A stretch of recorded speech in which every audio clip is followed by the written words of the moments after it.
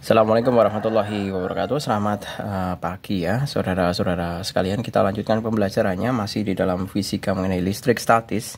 Kita masuk ke dalam arah medan listrik.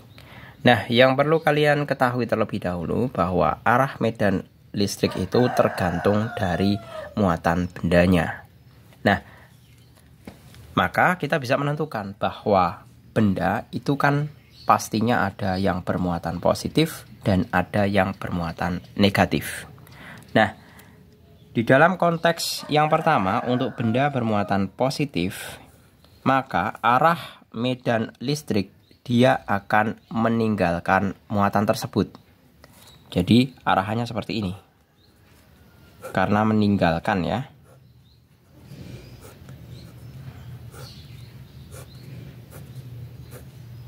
Nah, seperti ini. Ini adalah arah medan listrik pada muatan positif. Nah, berbeda dengan untuk arah medan listrik pada muatan negatif. Kalau negatif itu kebalikannya. Bukan meninggalkan tapi dia akan menuju. Ya. Menuju ke muatan tersebut. Nah, berarti seperti apa? Seperti ini. Berarti arah panahnya menuju ke muatan tersebut. Seperti ini. Oke, berarti yang bagian kiri sudah terjawab. Coba kita akan menjawab untuk yang bagian kanan. Yang tengah ini. Antara dua buah muatan yang masing-masing adalah positif. Nah, sebagaimana kita ketahui ya, bahwa manakala muatan sejenis, maka dia akan menolak.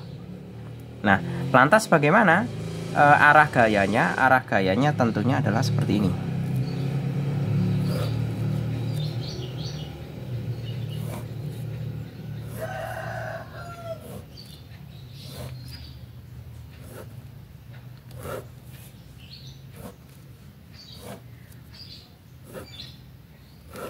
Nah, karena dia tolak-menolak. Begitu juga yang kiri, dia juga tolak-menolak. Nah, seperti ini. Manakala kita mendekatkan dua buah muatan yang bermuatan positif. Nah, sebaliknya, kalau untuk dua buah muatan yang berlawanan, di mana yang satu adalah positif, kemudian yang satu adalah negatif. Nah, maka muatannya, arah medan listriknya adalah menuju ke arah yang negatif.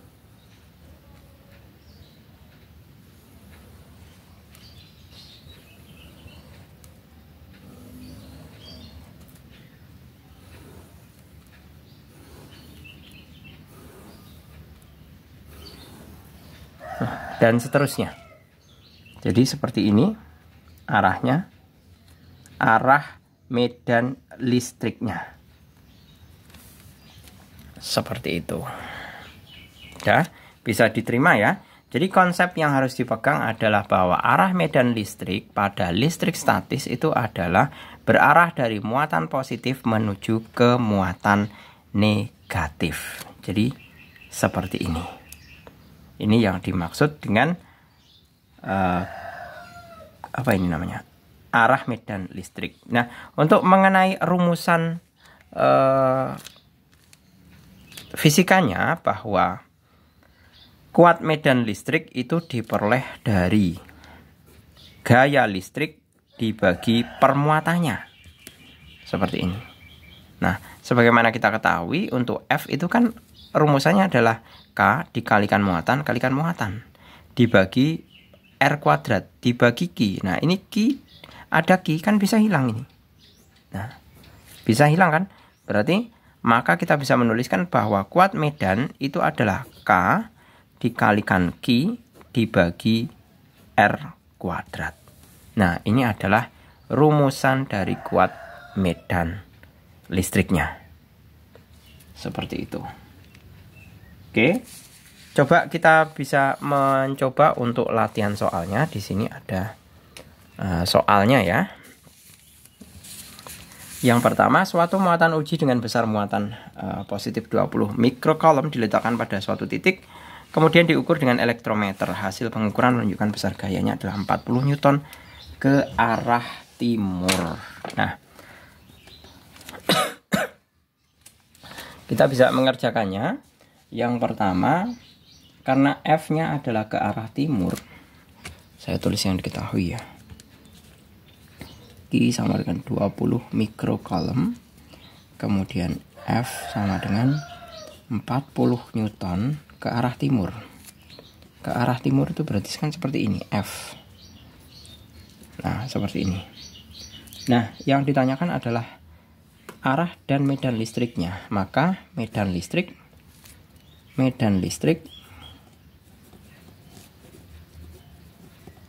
bahwa E itu kan sama dengan F per Q. F-nya adalah 40 Newton. Ini posisi mikrocoulomb. Ini 40 Newton. Ya kan? Nah, berarti kolomnya itu nanti jadi mikrocoulomb itu jadi coulomb. Jadi F-nya adalah 40 dibagi Q-nya adalah 20 kali 10 pangkat min 6 seperti ini. Nah, sama dengan 40 dikali. Ini kan bisa langsung dicoret ya. Dapat 2 kali 10 pangkat 6 Newton per coulomb. Seperti itu. Selesai. Nah, perkara arah medan listriknya adalah ini yang A, kemudian yang B adalah arah medan listrik adalah searah ya.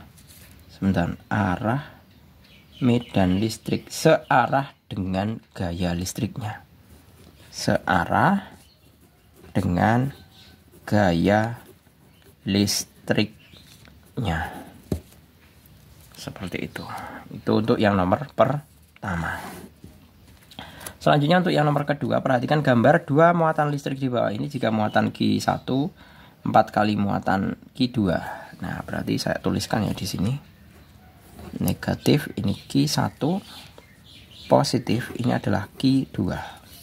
Di situ diketahui jika muatan Q1 4 kali muatan Q2, berarti Q1 sama dengan 4 Q2. Seperti ini. Tentukan letak titik yang kuat medan listriknya 0 ya. Nah, ini saya asumsikan misalkan A. Panjangnya A gitu aja deh. Nah, titik 0-nya kira-kira saya misalkan di sini. Ini adalah titik P, di mana di titik P ini nanti kuat medan listriknya 0 ya. Berarti saya misalkan di sini adalah X, maka ini A min X. Kenapa saya misalkan A? Ini bebas ya, bukan tidak harus kamu mau misalkan A boleh, B boleh, C boleh, terserah ini. Jadi jarak antara Q1 dengan Q2 itu saya misalkan sebagai A. Seperti itu. Jaraknya A meter, satuannya kan meter. Nah, maka kita bisa menulis bahwa kalau kuat medan listrik 0 itu kan berarti delta E sama dengan 0, berarti E1 dikurangi E2 itu sama dengan 0. Maka E1 sama dengan E2. E1 rumusannya adalah K kali Q1 per Q1 kali, nah, E1 ini berarti X kuadrat sama dengan K kali Q2 per A min X kuadrat. K-nya bisa saya coret di sini. Saya masukkan Q-nya, Q1-nya adalah 4Q2 per X kuadrat sama dengan Q2 per A min X kuadrat. A min X-nya saya pindah ke atas. Saya ke sini ya. A min X kuadrat per X kuadrat sama dengan Q2 per 4Q2. Q2 saya coret. seperti ini. Ini saya kelompokkan A min X per Q kuadrat sama dengan 1/4. A min X per X sama dengan akar 1/4, 1/2. A min X per X sama dengan 1/2. Saya pindahkan ke kiri semua ya. Berarti 2A min 2X sama dengan X. 2A sama dengan X plus 2X sama dengan 3X. Maka X sama dengan 2/3A. Seperti itu. Jadi tentukan letak titik yang kuat medan listriknya 0. Jadi titik P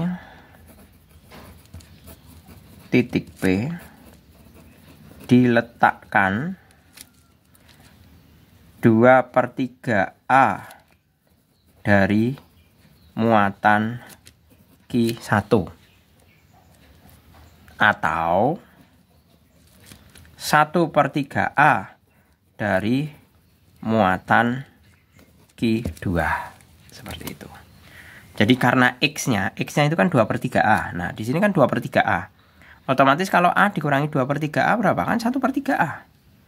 Seperti itu. Oke, gitu ya. Saya rasa ini sudah cukup menjawab mengenai permasalahan kuat medan listrik pada bab listrik statis. Oke, gitu saya akhiri. Semoga bermanfaat. Terima kasih. Selamat pagi. Assalamualaikum warahmatullahi wabarakatuh.